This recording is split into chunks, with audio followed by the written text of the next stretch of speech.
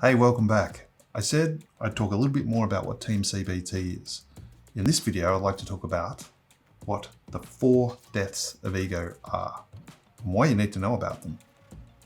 There's 4 deaths of ego, and the idea here is the special self, the fearful self, the conflicted self, and the pleasure-seeking self. And why I think this is an important idea is that if you think about life and the difficulties that we have, it's usually wrapped up in a lot of these. So for example, difficulties with others, having conflicts with others, difficulties with addictions, various addictions. And I'm not just talking about drinking or drugs. I'm talking about, it could be achievement, it could be love addictions, it could be, you name it.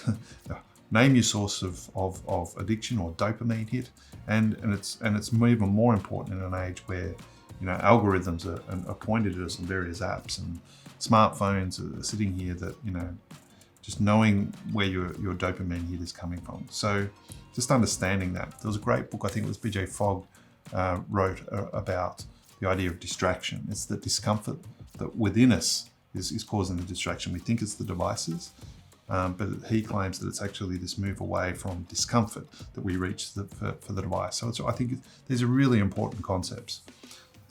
The idea of the special self. So think of perfectionism or achievement addictions, where, and the feeling of never being good enough. And as you strive for the next thing and achieve the goal, that you're still feeling, that hedonistic treadmill, that you get there and it's a mirage, it's the next thing, and that's not good enough. And it's like, no matter, like, where is the limit? How much money is enough? How much success? How much career progression is enough before you can, feel worthy? So the sense of worth.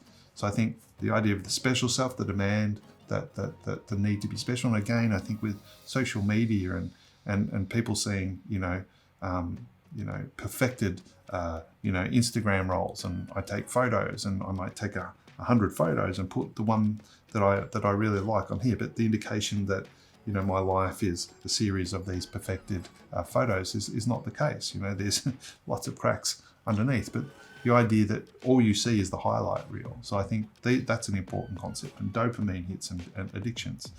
The conflicted self was a big one for me, is that it's just so easy to not claim your responsibility in a situation. David has a great method, I think he calls it the a number of other concepts, but it could be the 5 methods of effective communication. So it's really, are you showing good? It's a relationship journal where you can say, look, I had a conflict, and normally you go, this person said this and they said that, but you're saying, well, what did I say? What did that person say? Well, what did that person say? What did I say after? And you look at the cause and effect. Like, I said this, and then the person said this, and then we're off to the races. It's a big claim, but his claim is that we teach people how to treat us. So the claim behind that is that we're contributing a big part in it. And so in his experience that he would talk about being in family counselling, is that a lot of situations where the husband and wife would rock up and they're just wanting an adjudicator in between it. And if you think about it in the courts and the divorce courts, is that's exactly what happens. People can't work out their differences between us, so they want someone to step in and say, you're right, and have your way. And I've seen so many relationships has gone through, whether divorce, and I've also seen myself on the self-righteousness and to want to claim and argue and be right. At the end of it, is it effective, and where are you going? So I've seen my own piece around conflict. So and I think the death of the ego there is to really just see, especially with kids and family, that your role or the part that you play in the conflicts that you have within your life. That's a big one. It's a stark reminder that you play a big part in your own life, and it's not just the things that happen externally. So the 4 deaths: the death of the special self, the death of the fearful self, and that could be anything down to public speaking. It could be performance anxiety. It could be all of these things belted into the idea that there is fear that is associated, and the association with fear. So for example, panic attacks, people are often denying how they're feeling in situations. So, performance anxiety, hitting the golf ball, or hitting the tennis racket, or out there throwing the ball, catching the ball, performing around others, and how that is going. So I think, there's a whole piece around that to be talked about, particularly for myself, that I can share, my struggles with social anxiety at particular times. It can come to, this, and this is another reason why I wanted to do some of these, is to share some of the experiences and some of the things that have worked for me, and particularly in this zone.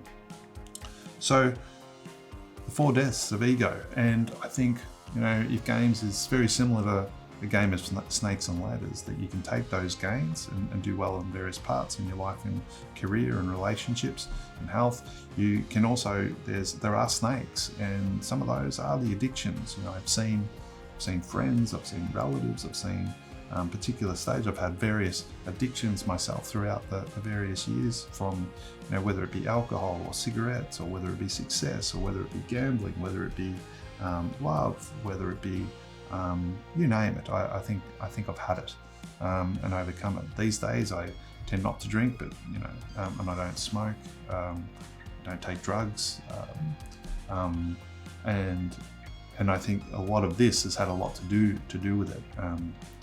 But it's been a really particularly hard and long journey.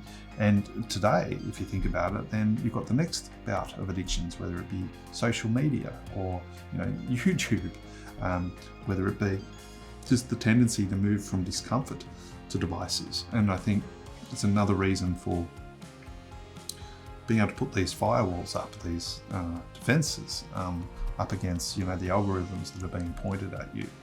And it could come to various other ways. Is that how do you settle on, for example, let's say doing YouTube, and just doing this for the sheer love and like of it, without being too worried about what it is committed to on the other side, and how many likes this video gets, for example, and to be genuinely say looking for the skills on this, which is definitely why I wanted to do this and commit to something like 2 years of video. And surely the skill set has got to add to the equation, and also pass on my knowledge to you, which is genuine, but at the same time you may or may not agree with me. And I think around the need for love and addiction and approval, that's not why I'm here.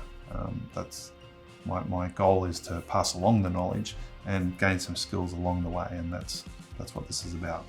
So I think, in summary, I think what is amazing about this Team CBT model is, I think, just understanding the 4 deaths of ego, the things that you're going to come up against, and what you need to give up. And the idea that Team CBT is a new CBT model, which is framed, and I referred to previously what that refers to. And the key learnings, I think, around feeling good and feeling great. There's a podcast, which I highly encourage, which you can hear mechanisms of change where people are going through that process, and actually you hear the moment of change where people, the spell is broken and people drop those beliefs that they've had for many years of their life. And it's got a lot to do with ego, and it's got a lot to do with breaking that moment where you're holding on to things.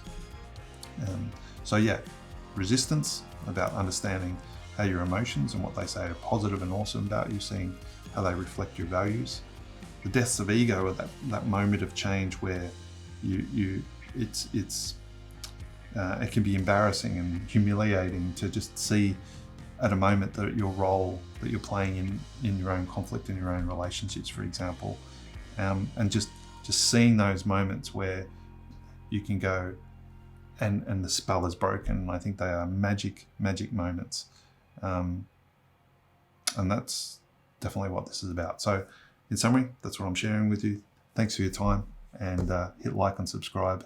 And if you'd like to learn more about some of these things, and this channel will take on a lot of various themes around psychology, technology. Yeah, tell us what you think. Chris out.